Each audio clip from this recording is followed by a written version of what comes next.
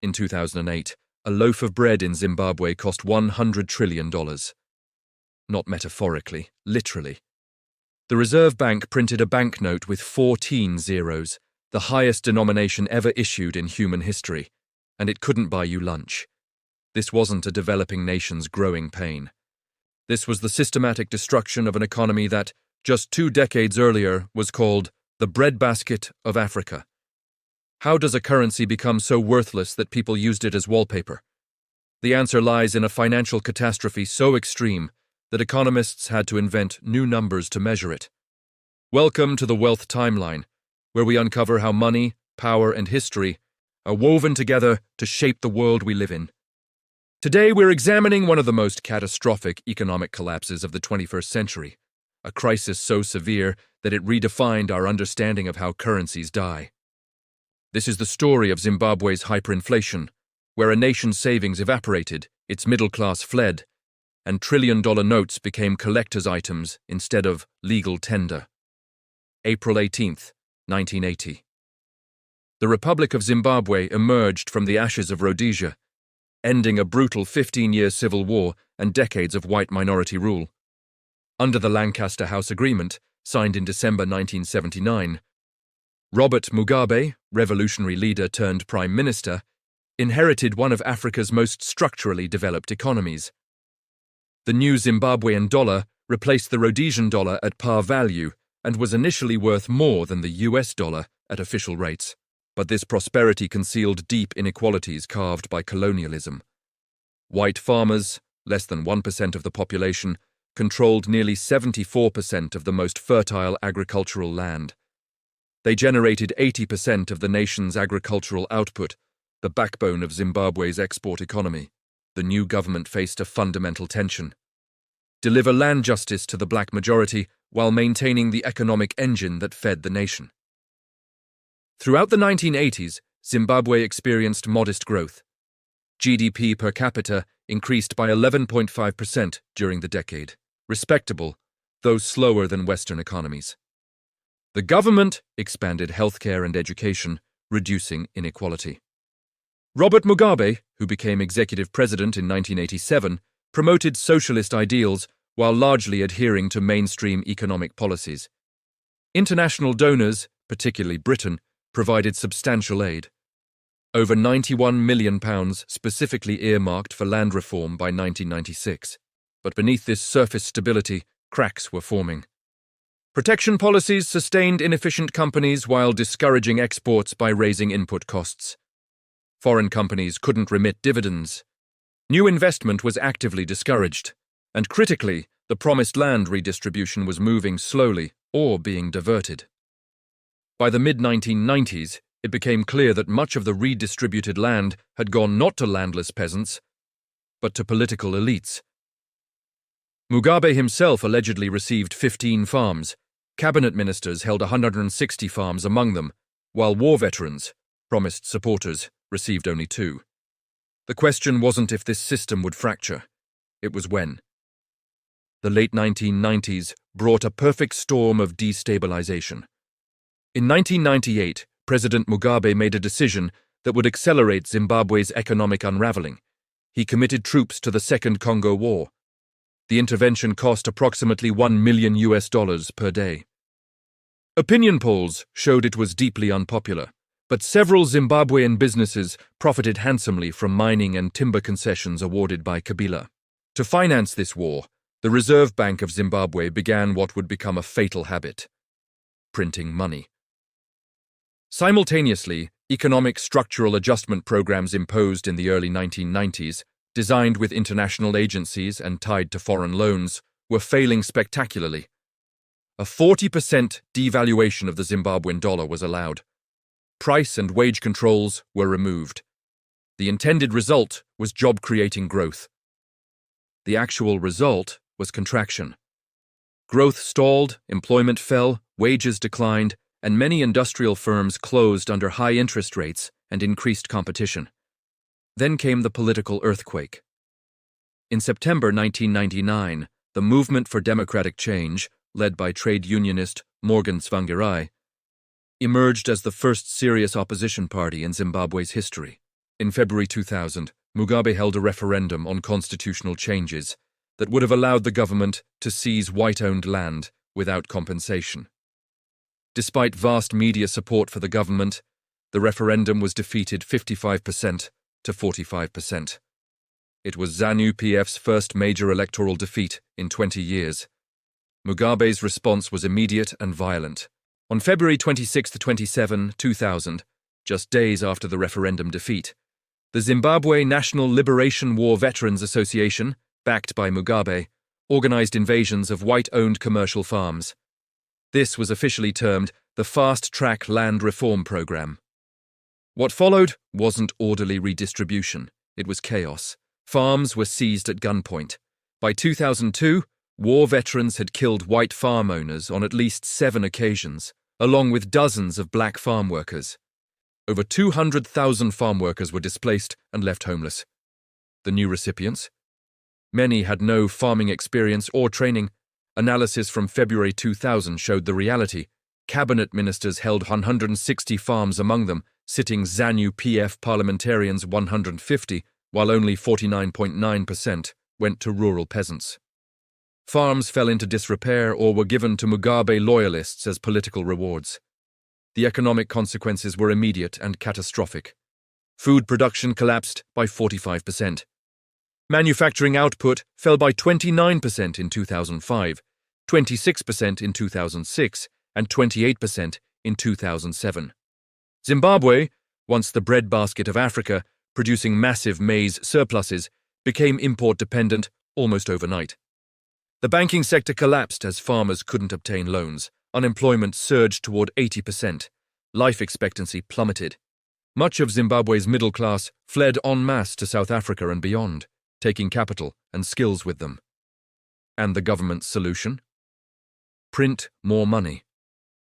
The Reserve Bank of Zimbabwe blamed hyperinflation on economic sanctions imposed by the United States, IMF, and European Union following the land seizures.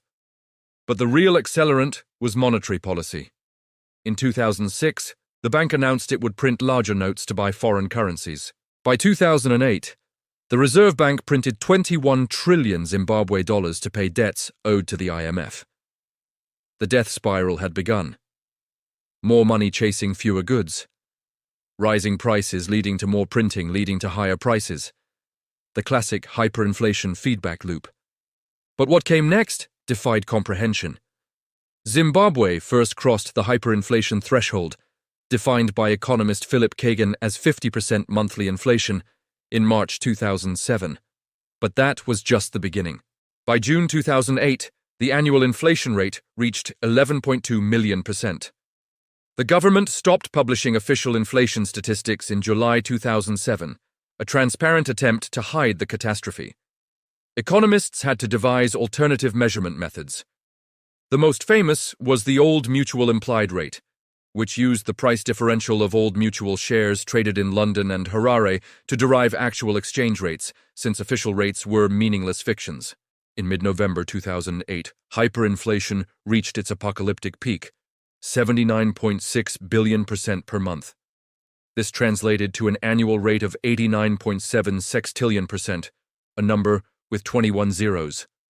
Prices doubled approximately every 24 hours. The daily inflation rate was 98%. Think about what that meant in practice. You wake up, bread costs 10 million Zimbabwe dollars. You work all day. By evening, that same loaf costs 20 million. Your salary, paid at the beginning of the month, lost half its value before sunrise the next day. Savings accounts became mathematical exercises in wealth destruction. The Reserve Bank's response was to print banknotes of ever higher denominations.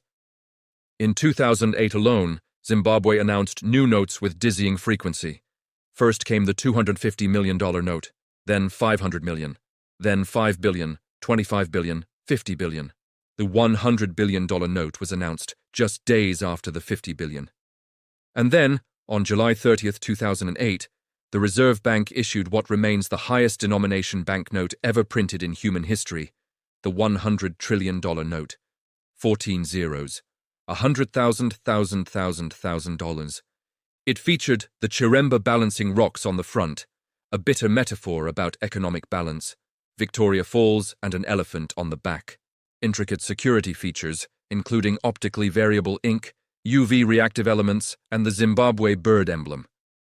The banknote was beautiful, technically sophisticated, printed by Munich-based Giesecke and Devrient at a cost exceeding €500,000 per week. And it was worthless. That $100 trillion note couldn't buy a loaf of bread. People abandoned Zimbabwean currency entirely. Those with access switched to US dollars or South African rand. Barter systems emerged, haircuts paid for with agricultural produce.